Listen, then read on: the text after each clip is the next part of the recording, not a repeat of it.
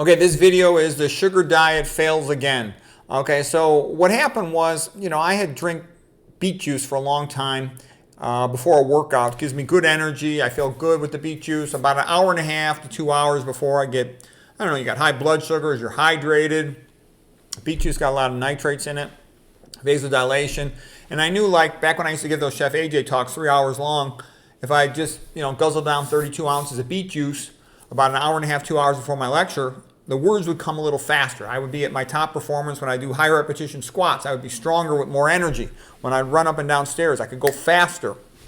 So I came to like doing that as a pre-workout meal, and I even found it as a caffeine substitute. If I was feeling tired, I would guzzle down 32 ounces of beet juice, and my energy would be renewed to some extent. But unlike caffeine, I wouldn't then have insomnia. I would sleep just fine with no effect on it. And sometimes, I get a little dehydrated because I'm eating the OMAD diet.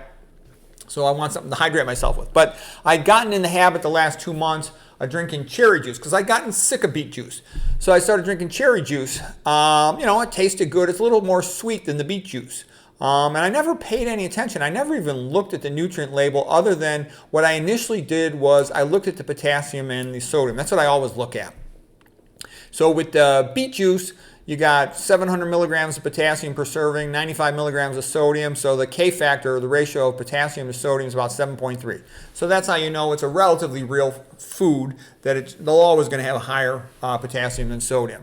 But the cherry juice, had an even better K factor. It had a K factor of 24, 370 milligrams of sodium per 370 potassium per 15 milligrams of sodium, K factor of 24. Now that's really good.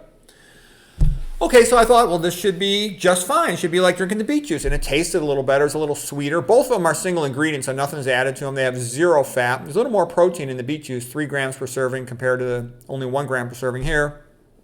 All right, so anyways, what's the point of all this?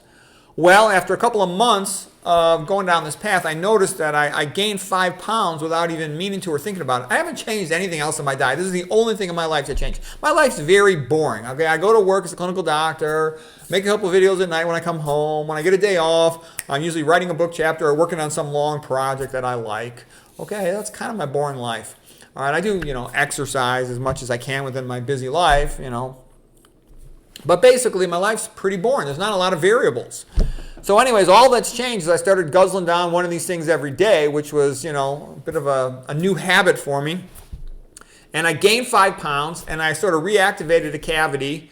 And I noticed that I sometimes get episode of rebound hypoglycemia. I don't get rebound hypoglycemia from the beet juice. And I'm like, well, why would there be any difference? I sort of assumed they were about the same thing. This one has 60 more calories per serving, per 8 ounces. So per the 32-ounce bottle, 240 calories. So it's an extra 240 calories I'm getting every day, and it seems to be adding up over the last couple of months, making me gain about 5 pounds. Because I notice I feel a little extra weight on my gut that I didn't used to feel. I'm pretty skinny, pretty fit. So anyways, this is the sugar diet. They say it doesn't turn to fat. It's the only thing changed in my diet. You can see it's all sugar. And it, like I said, it reactivated my tooth, and now it's giving me some rebound hypoglycemia. So I didn't even do this on purpose. I did it sort of by accident, just for a little variety. But it's obviously not working that well. So anyways, don't get me wrong. I'm doing fine. My energy and strength are good. But I don't like reactivating a cavity. I don't like the episodes of rebound hypoglycemia. I don't like gaining the weight, and I want to sort of nip this in the bud and stop it. So anyways, another failure for the sugar diet. I think it's a bad idea.